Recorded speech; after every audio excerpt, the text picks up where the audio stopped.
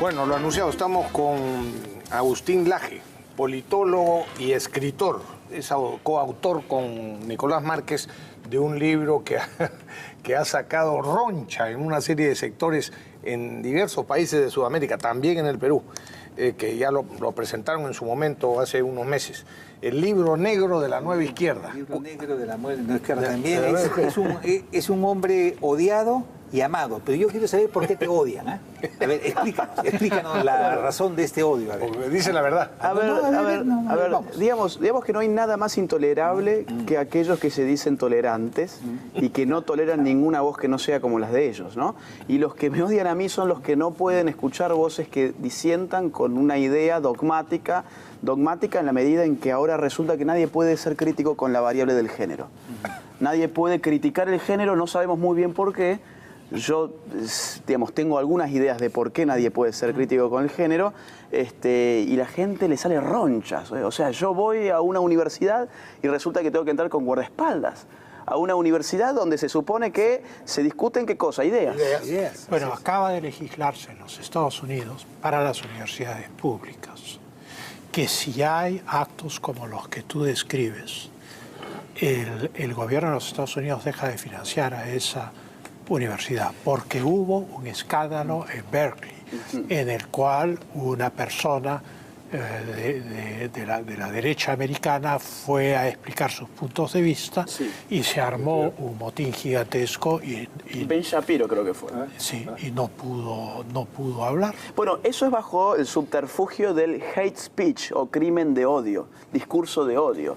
Entonces, ¿a mí de qué se me acusa a los que me odian, justamente? Los que me odian dicen que yo tengo un discurso de odio. ¿Discurso de odio contra los homosexuales o contra los que tienen lo de la ideología de género? Exactamente. A ver, el problema con el discurso de odio es que aquellos que tienen el poder para decir que es un discurso de odio son los que establecen las pautas a partir de las cuales nosotros vamos a creer que existe algo que se llama discurso de odio. En mis conferencias yo no llamo a matar a nadie, no llamo a pegarle a nadie, celebro que la homosexualidad no sea un crimen, celebro que la autopercepción no sea un crimen. Lo que yo simplemente digo es, oigan, es totalitario que un Estado haga depender la percepción de las personas de la autopercepción de minorías, que ese ya es un problema. ¿No encuentras tú que la corrección política que apareció a finales de los 70 es un mecanismo de coacción pseudomoral?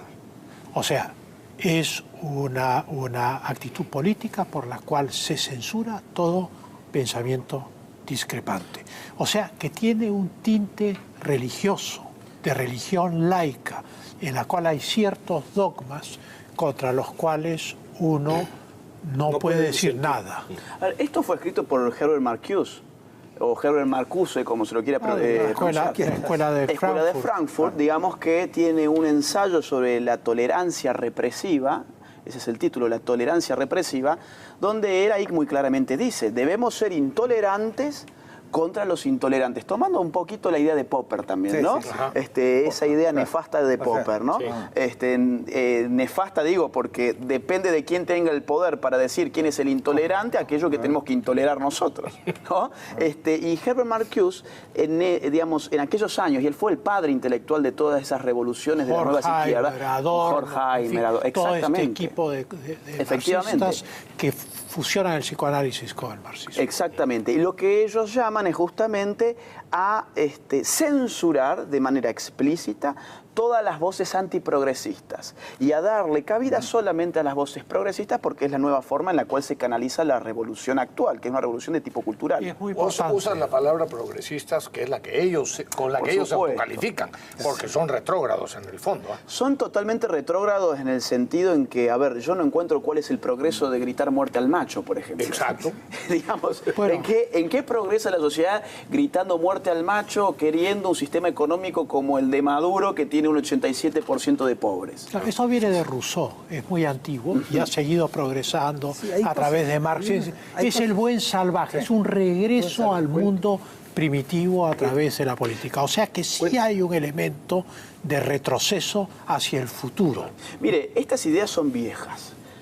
no son ideas nuevas. Nosotros estamos viviendo los efectos de ideas viejas que se han puesto hoy de moda y que como somos parte de lo que alguna vez se llamó el tercer mundo, acá todo llega un poquito más tarde, pero ellos lo vivenciaron décadas antes y ahora lo vivencian con una magnitud indescriptible. Pero, sí. Perdón, hay algo que quiero que me expliques. Tenemos un video ahí en producción de unas chicas desnudas, creo que en Buenos Aires, a ver, saltando. Es increíble. No entiendo qué es lo que buscan, qué es lo que quieren, contra de qué protestan. Personas o contra algo similar a lo que han video? hecho o lo que hacen. Sí, está. ¿Sí? Ahora lo ponen. Por Póngalo, ejemplo, lo tengan, por favor. eventualmente podrían haber sido... Aquí ayer ha sido la conferencia de ustedes en San Marcos. La Universidad de San Marcos. Y hubo 4 gatos en el fondo, pero 4 gatos fueron tratando de... por cierto, el auditorio estaba repleto. Con 500 personas. 200 se quedaron afuera, lamentablemente, porque ya no había más espacio. Pero querían entrar y, sin embargo, habían unas cuantas, 4 gatos, estos de la ideología de género feminista, que sabían quiénes son los que estaban exponiendo, él y Nicolás Márquez, y trataron de impedir que alumnos ingresaran. Se encontraron además con la sorpresa de que gente que había sido homosexual los enfrentó. Incluso creo que habían algún transgénero, ¿no? Exactamente. Cuenta eso. No sé si producción tiene el video o no. ¿Lo tiene? Bueno, mientras... ¿Esperamos o, por favor, dígame, ¿lo van a poner ahorita o esperamos? Ahí va. Ahí está, mira. Ahí está, eso. A ver, explica eso, hermano. Yo creo que ni Freud podría. A ver, son performance, digamos. Están guapas, sí, pero... yo tampoco las veo guapas, digamos, porque... Atrás dice, no entiendo. Están escuchándonos, estamos en on. Es como Pussy Riot. Es como Pussy Riot, exactamente. Dice atrás un cartel, no sé si se ha visto, feminicidio igual genocidio. Bueno, nadie está de acuerdo con ningún asesinato, ni mucho menos los asesinatos de mujeres que los llaman ahora feminicidios. Pero esa es una manera, digamos, lógica de... digamos, ¿cuántas mujeres salvan con esto? Yo creo que esa sería la primera pregunta. Sí. Es decir, ¿a cuántas mujeres contribuye a salvar una performance como esta? Ya corten o corten. O digamos, lo que se busca en todo caso es cámara, visibilidad, hacer un acto de catarsis individual, digamos, porque eso de colectivo, la verdad que no tiene nada en la medida en que su efecto político es prácticamente nulo. Yo diría, la idea del femicidio es una idea incorrecta. En la medida en que el femicidio o el feminicidio, como lo llaman acá, presupone un motivo bien concreto en el asesinato. Antifemenino en el sentido de yo mato a una mujer por el hecho de ser mujer. Entonces, con la idea de feminicidio o de femicidio, nosotros estamos dando, por supuesto, ideológicamente, de antemano, cuál es la motivación de esa persona que mató a una mujer. Motivación que después nunca se confirma en la justicia, porque no hay ningún peritaje de ningún tipo para encontrar, digamos, si en esa psiquis hubo un intento o hubo, digamos, la idea de matar a una mujer porque esa mujer representa el universo femenino que esa persona, ese asesino, odia. Entonces, ¿qué hacen estas chicas? Imponer la ideología del feminicidio termina bloqueando las posibilidades de pensar, repensar y estudiar cuáles son los verdaderos motivos sociológicos y psicológicos atrás de los asesinatos de las mujeres. Porque acá obviamente hay motivos. Tenemos que estudiar cuáles son. Ahora, si nosotros decimos por anticipado, porque hay guerra de sexos, díganme qué políticas públicas vamos a hacer si ya tenemos un input que es ideológico. El homicidio no tiene género. Por supuesto que no. Y de lo que se trata es de un homicidio. Homicidio no significa sexo masculino, homicidio significa matar a alguien de la especie humana. Exactamente. ¿No? Y entonces, claro, singularizar el feminicidio, más que derecho, es ideología o filosofía política. Mire, claramente, hace poco salió salió esta noticia que yo les voy a mostrar ahora, y la voy a hallar por aquí.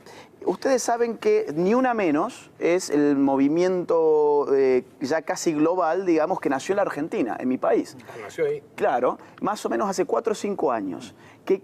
Digamos, ¿cuál fue el discurso de ellos? Fue, bueno, el feminismo va a poner de manifiesto en el espacio público que nos están matando por ser mujeres. La causa de que nos están matando es que somos mujeres y acá hay una guerra entre hombres y mujeres, entonces ese Ni Una Menos va a concientizar a la población y a la clase política para generar políticas públicas efectivas para que los hombres no nos maten más por ser mujeres. Yo en el momento en que esto nació dije esto va a ser un fracaso. ¿Por qué? Porque el input es falso. No se están matando a las mujeres por ser mujeres, sino que eso es una respuesta ideológica fácil. Yo dije, acá hay otra cosa. ¿Tú dirías que se quiere crear una guerra de sexos? Se quiere crear una guerra de sexos por un principio muy viejo de la ciencia política, un axioma casi que es divide y reinarás. Claro. Si yo fragmento a la población, yo soy el que tiene el control sobre las partes fragmentadas. Ahora bien, cuando yo dije todo esto, a mí me trataron de loco, de misógino, de machista y de todo lo que se le puede decir a uno, pero hace apenas unos meses me dio la razón la fundadora de Ni Una Menos. Acá, ¿qué dice? Explícitamente lo reconoce. ¿Okay? A ver, Marta Di León dice, la pareja heterosexual es un factor de riesgo para la vida de las mujeres. En una entrevista a Infobae. La pareja heterosexual es un factor de riesgo para la vida de las mujeres. O sea, digamos, no te fijes en el hombre, porque el hombre es el macho, es el riesgo. Es tu enemigo y uno no se acuesta con un enemigo. Claro. Uno aniquila a su enemigo. Por eso en la Argentina ya lo que se ve en los grafitis es mata a tu papá, a tu novio y a tu hermano. Denominador común que todos son hombres. Bueno, pero por el otro lado también hay la propaganda LGTB. O sea que todo esto confluye hacia una indeterminación absoluta de los sexos, porque digamos, primero se trata de liberar a la gente de la soberanía de los estados, de sus identidades, de sus creencias. Entonces, eso se ha tenido mucho éxito en estas décadas. Y finalmente se les trata, por decirlo de alguna manera, de liberarlos de sí mismos. Esto es de sus determinantes, de lo que en filosofía se llama accidentes. Esto es, si yo soy masculino, soy un hombre, entonces se me trata de liberar de mi condición biológica. Pero esa liberación me conduce a la nada porque es un acto de imaginación. Mire, no es real. Eso es el núcleo de la ideología de género. Y el fin de la ideología de género lo ha hecho explícito Beatriz Preciado, que es, a mi juicio, la filósofa de género más importante de Europa. Ella es española, da clases en la Universidad París 8, es decir, no estamos hablando de una bloguera, una tuitera, no, sino que alguien que tiene muchos libros hoy que se enseñan en las universidades donde se enseña género, se enseña Beatriz Preciado. Y ella textualmente dice en el Manifiesto Contrasexual que su propuesta apunta a hacer desaparecer al hombre y a la mujer y reemplazarlos por cuerpos hablantes. No sé si han escuchado ahora el cuerpo gestante. Sí, claro. En vez de la mujer embarazada, el cuerpo gestante. ¿Por qué? Porque, a ver, igualar al hombre y la mujer significa indeterminarlos. Significa que si ya no hay nada que, digamos, ¿qué es en la esencia... Uno es liberado, en teoría, de su realidad biológica inevitable. Evidente, eso es ideología de género, justamente. Sigue con eso, porque en el Perú, como están metiendo ya en los textos escolares todas las bases de esta ideología, han empezado con los maestros, pero ya están dirigiéndose a los niños, es importante que los televidentes escuchen Miren, estas cosas para que se den cuenta. Quisiera contarles cómo está la educación sexual en la Argentina, porque digo, Perú ha sido un ejemplo para América Latina en cuanto a resistir la ideología de género en el currículo escolar. Y acá afortunadamente ustedes tienen a congresistas muy valientes, Nelly Cuadros, por ejemplo. Gracias a la cual, déjame decirlo, están esta vez ustedes aquí. Ella ha organizado estas conferencias y esta visita de ustedes. Cosa que en Argentina, lamentablemente, cuando se trata de educación sexual, ahí ya nuestros congresistas empiezan a retroceder y se quedan callados. Y después uno, digamos, termina teniendo textos como este. Vamos a poner un caso, ¿sí? Este se utiliza en mi ciudad, en Córdoba, y es un manual que tiene una serie de ejercicios para los chicos, ¿ok? Uno de esos ejercicios les dan unas cartitas, las pueden ver acá, con frases homofóbicas, supuestamente homofóbicas, pues esa palabra no existe, es patologizante, denigrante, que dice, por ejemplo, una de ellas pone entre comillas, ¿quién es la mujer hombre de la relación, eso es una frase que no se puede pronunciar. ¿Por qué? Porque supone que alguien le pregunta a una pareja homosexual, bueno, ¿y quién hace de mujer y quién hace de hombre? Entonces el texto te da la respuesta. Y la respuesta, escúchenla bien porque es impactante. A mí por lo menos me impactó. Se les dice a los chicos lo siguiente: esta pregunta no requiere tanta explicación. Simplemente cabe preguntarse, ¿por qué los heterosexuales sienten la necesidad de aplicar roles de género heteronormativos que ya son arcaicos y cuestionados a las relaciones homosexuales? Es decir, Juancito, si vos sos heterosexual, te quiero contar que tu rol de género es arcaico y está cuestionado. Así es. Empezátelo a cuestionar. ¿Y sabes qué? Nosotros te lo vamos a cuestionar desde el jardín de infantes. Desde el jardín de infantes, esto pasa hoy en algunos jardines de infantes de la Argentina, disfrazan a los chicos de nenas, los invitan y los instigan a que se pinten los labios, se pongan accesorios de nenas, en nombre de la educación sexual integral, que en la página oficial del Ministerio de Salud de la Nación llama a desnaturalizar desde el nivel inicial los modos socioculturales de ser niños y de ser niñas. ¿Cómo? De esta forma. Es decir, en el Perú ustedes pueden pensar, bueno, nosotros estamos a salvo. No, esto es un plan global. No. Nadie está a salvo. Agustín, no estamos a salvo. No hemos llegado a un proceso. Exacto, no hemos llegado a este final. Exactamente. Pero vamos en el camino directo, porque ya hay manuales de esa educación integral, entre comillas, sí. que efectivamente ese es el nombre que utilizan mundialmente para meter estas aberraciones, que ya están introduciendo a nivel de niños también en los colegios públicos. Por supuesto. No como obligatorio Sí. para los privados, pero sí en los colegios públicos. Y esto es lo peor. La gente más necesitada y pobre es la que está sufriendo en sus hijos este adoctrinamiento. A ver, ellos no son tontos. Ellos saben que nosotros no vamos a creernos el cuento de que la sexualidad depende de la autodeterminación, de la autopercepción, y que cambiarse el sexo es como cambiarse el color de la corbata. Es decir, ellos saben que un adulto no es tonto y no va a pensar nunca eso. Ahora, un niño de 5 años se lo cambiamos así. ¿Con qué? Con la autoridad del sistema político, que se transforma en autoritarismo. Ahí es donde tienen que atacar. Miren, no sé si tengo un segundo para poderles contar algo. Sí. Esta es otra guía. Verán acá abajo el logo del Estado de la Presidencia de la Nación, ¿ok? Que les plantea a los chicos un ejercicio. Un ejercicio que se llama el género opuesto. Insisto, yo les hablo de Argentina, pero estamos al lado. Totalmente. Esto si no se resiste acá en el Perú, esto llega. Y acá se resiste con política, porque esto es política. Y se dice así: el género opuesto dura 30 minutos. Es un ejercicio que consiste en lo siguiente: hacemos un ejercicio de cambio de identidad, nos ponemos un nombre, una edad y una orientación sexual diferente de la actual. Caminamos por el salón, quien coordina el taller dirá unas frases. Cuando esa frase nos afecta, nos congelamos, compartimos sensaciones y reflexionamos sobre los prejuicios contra las personas LGBT. Es decir, programarlos a los es programarlos. Dígame, ¿qué enfermedad de transmisión sexual se previene con este ejercicio, que se supone que es de educación sexual? No, es que ¿Qué es una embarazo burla. no deseado y qué conocimiento del cuerpo humano se ofrece con esto? Tu hijo se llama Juan, tiene 10 años, durante media hora en el colegio se va a tener que poner un nombre que no es el suyo, una edad que no tiene y una orientación sexual que tampoco tiene. Entonces será y un Juana, sexo que no tiene. y un Pero sexo que fíjate no cómo tiene. lo dicen, fíjate cómo lo dicen. Sí. En una orientación sexual diferente a la actual. Diferente a la Ni actual. siquiera dicen una orientación sexual o una identidad sexual a la real o a la que existe, Exactamente. sino a la actual. Es decir, Modificar tu identidad. Exacto. Decí lo que vos no sos. Así es. Decí lo que vos no sos. Es tétrico lo que está pasando en la Argentina, y no solamente en la Argentina, esto está pasando en todo el mundo. En todo habla el mundo. Como si estuvieras, digo como si A esto ver, se estuviera ya haciendo, porque en mucho Se está ya haciendo, se está haciendo en el Perú. Efectivamente. Ahora, te quiero hacer una pregunta Sí. que tal vez te parezca curiosa. Sí. Los ideólogos de género, ¿cómo imaginan la sociedad que quieren crear? Mire, ¿Cómo va a funcionar esa? Porque es una utopía. Si uno va a la definición, a la etimología, topos es lugar, utopía es ninguna parte. exactamente. Entonces, esto es una utopía que no está en ninguna parte. ¿Qué tipo de sociedad tienen ellos? ¿Qué creen que están creando? Mire, si la izquierda, o los caviares, como les dicen acá, No, acá son neomarxistas, O comunistas neomarxistas, abiertamente. si son nada como fuerza de construcción, son todo como fuerza de destrucción.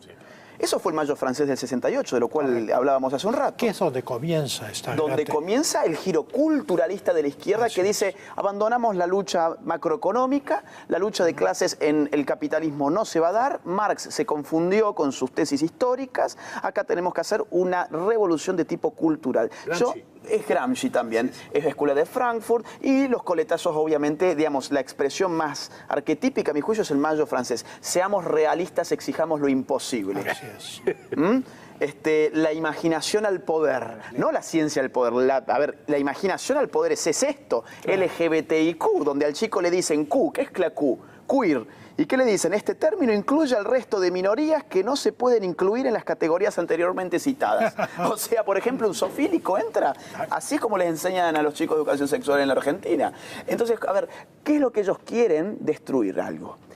¿Qué quieren construir ellos en lugar de eso? Con Bendit, digamos, el líder, el agitador, digamos, juvenil, alemán, aparte él, que estudiaba en Francia, del Mayo francés, cuando tuvo que definir qué es lo que quería el Mayo francés, dijo, no, si nosotros imaginamos cuál es el orden que queremos, lo estropeamos. Solamente sabemos que tenemos que estropear el orden actual. Ellos saben que tienen que deconstruir la sexualidad, porque presuponen que la sexualidad es un constructo social. Y como es un constructo social, no lo hemos escogido, entonces lo deconstruyamos. Ahora, ¿qué es lo que ellos quieren poner en su lugar? Cuerpos hablantes. Beatriz Preciado. Bueno, pero eso es un sinsentido. Eso es un sentido y eso merece la intervención permanente del Estado para igualar sistemáticamente en todo momento y en todo lugar a los sexos. Porque en el momento en que los sexos se diferencien naturalmente, porque naturalmente son diferentes a nivel anatómico, a nivel fisiológico, a nivel genético, a nivel neurológico, en todos los niveles,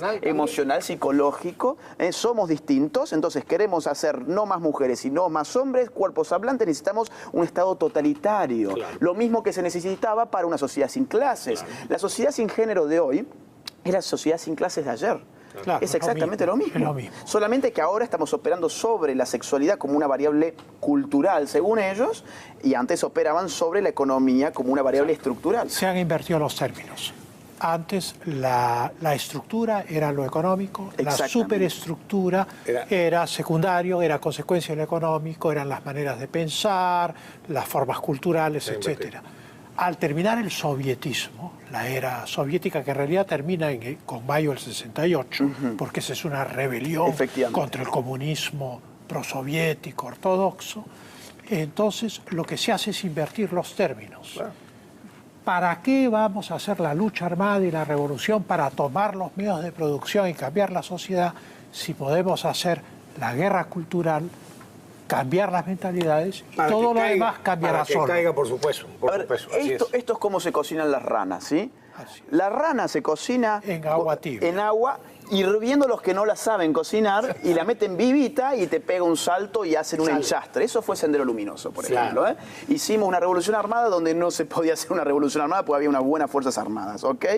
Quienes sí saben cocinar la rana dicen, no, ponela en agua tibia para que no salte y para que se queme ya cuando ya esté ahí adentro contenta. Eso es la revolución cultural. Claro. Mira, una de las cosas, yo ya he visto personas que lo afirman además, que la pederastría, es decir, no sé si tienes algún ejemplo, el sexo con menores de edad, es una identidad de género que es igualmente respetable. A ese extremo han llegado ya en algunos lugares. Hay un muy fuerte en los Estados Unidos que aboga por eso. Es increíble, pero como si fuera, ahí está, como una orientación sexual más de las de todas las barbaridades que hay que admitir. A ver, este es solamente un ejemplo, ¿ok? Hay infinidad de ejemplos. Vamos a poner uno que no está acá y después cuento el que está acá.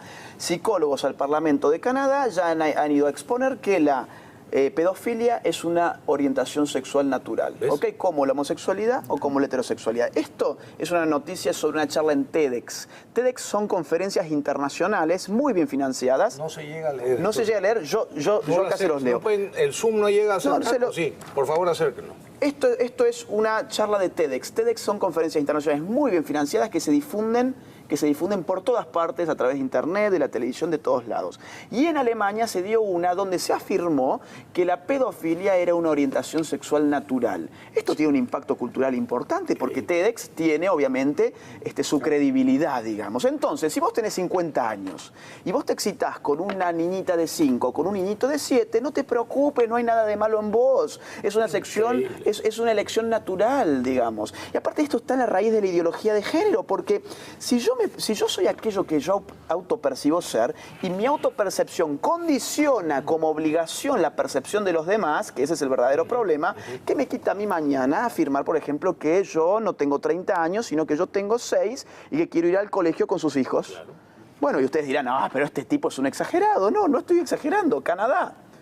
Tenemos un caso en Canadá, bastante reciente, de la increíble transformación de un hombre de 52 años en una niña. Fíjate. Mi problema no es este tipo, ¿eh? ¿Por qué? Porque locos han habido siempre, ¿no? Mi problema es que el título... Estado lo acepta.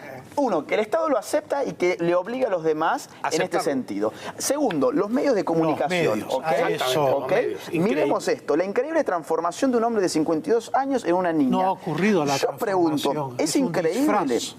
¿Es increíble un gordito de 52 años con un peluquín y con un babero? A mí no me parece increíble, ni creo que se haya transformado en nada. Claro que no. A ver, otra cosa sería, extraña patología, lleva a creer a un hombre de 52 años que es una niña atrapada en ese cuerpo. Pero efectivamente, la prensa, perdóname, pero efectivamente, todavía si la prensa ridiculizara o señalara la barbaridad, pero no, que increíble transformación de un hombre de 52 años de una niña, como si fuera verdad que como si fuera verdad una niña. Está disfrazado. Un holandés, esto tiene 4 meses nomás, todo nuevo, ¿eh? Un holandés de 69 años se siente de 40 y usa argumentos transgéneros para cambiar legalmente su edad. ¿Por qué es el argumento transgénero? Es el argumento nuclear de la ideología de género que consiste en decir que la realidad depende de mi capricho.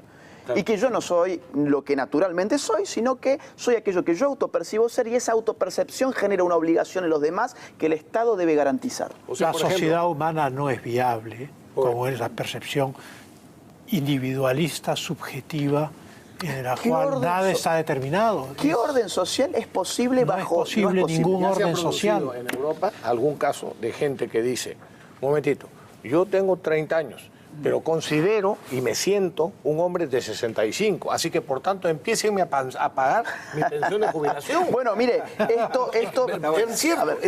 Esto pasó en Argentina. En mi país pasó. También. Un señor llamado Sergio cumple 60 años. A los 60 años las mujeres se jubilan en mi país y a los 65 se jubilan los hombres. Muy vivo. El señor llamado Sergio dijo, ahora soy, no Marta, soy Sergia. Le cambió la O por la A y dijo, yo me voy a mi casa, págueme la jubilación. ¿Y qué respondió el Estado? No estamos acá para juzgar. ¿Por qué no podemos juzgar cuando una de las funciones esenciales de un Estado-nación es su capacidad de juzgar? Pero esto no lo podemos juzgar porque hacemos cortocircuito con la ideología oficial, que nosotros mismos la impusimos. Le dijimos a la gente que ella era aquellos que autoperciben ser. Era hombre y hoy es mujer y ahora quiere ser caballo. Entonces, bueno, cosas como estas. Transespecie asegura sentirse como gato y no como mujer. Y tenemos para ser dulce con todas estas cosas. Hay una que estaba enamorado de una pared en el aeropuerto de su ciudad. Claro, una mujer que dice que ahora se ha casado, se llama Carol, se ha casado con una estación de tren y tiene sexo mental con ella. A ver, mi problema, insisto, no es... Si ella quiere tener sexo mental con una pared, no tengo ningún problema. El problema es que el medio no confunda a la gente. Esto es diario El País, de España. ¿Sí? Transracial, podemos elegir a qué raza pertenecemos. Diario El País de España. No, es increíble. Bueno, Agustín, están haciendo tú y Nicolás Márquez una gran labor en todo el mundo, porque yo sé que han estado en España, por ejemplo, también. En 9 ciudades, con mucha violencia. Sí, lo sé. En España especialmente violentos. Es terrible España. Sí, sí. Teníamos, en cada ciudad teníamos 3 salones alquilados porque sabíamos que el primer salón te lo bajaban, el segundo era muy probable que te lo bajaran también. La tolerancia. La tolerancia, la intolerancia de aquellos que se arrogan el monopolio del discurso tolerante. Sí. Bueno, y yo quiero nuevamente agradecerle a Nelly Cuadra, congresista Nelly Cuadra, por haber hecho posible esta visita también aquí, y preguntarte una cosa ya de broma. ¿Te han vuelto a invitar a RPP? Mire, yo esta vez vine muy poco tiempo al Perú. Las otras giras fueron un poquito más extensas. No conozco mi agenda de medios. A mí me dijeron acá, ya, o sea que no le puedo asegurar. Lo que sí, si me da 30 segundos para dirigirme a la gente del Perú. La gente del Perú ha sido un foco de resistencia y nos ha enseñado al resto de América Latina a cómo resistir la ideología de género. Con mis hijos no te metas, hoy se replica en todas las naciones de América Latina y yo se lo puedo asegurar porque yo recorro toda América Latina hace 3 años. Veo que el Perú empieza a retroceder en las cuestiones del género y que la gente no se duerma. Esta es una lucha política que debe darse permanentemente porque las guerras culturales no tienen fin. Tienen inicio, pero no tienen fin. Así que estar muy atentos y entender que una lucha cultural es una lucha política también, ¿sí? Y que los mensajes deben ser políticos. Así que animo al pueblo del Perú a que siga enseñándonos al resto de América Latina cómo enfrentar estas maldades. Agustín, nuevamente gracias. Muy amable, gracias. Gracias. Muy bien, vamos a una pausa y regresamos.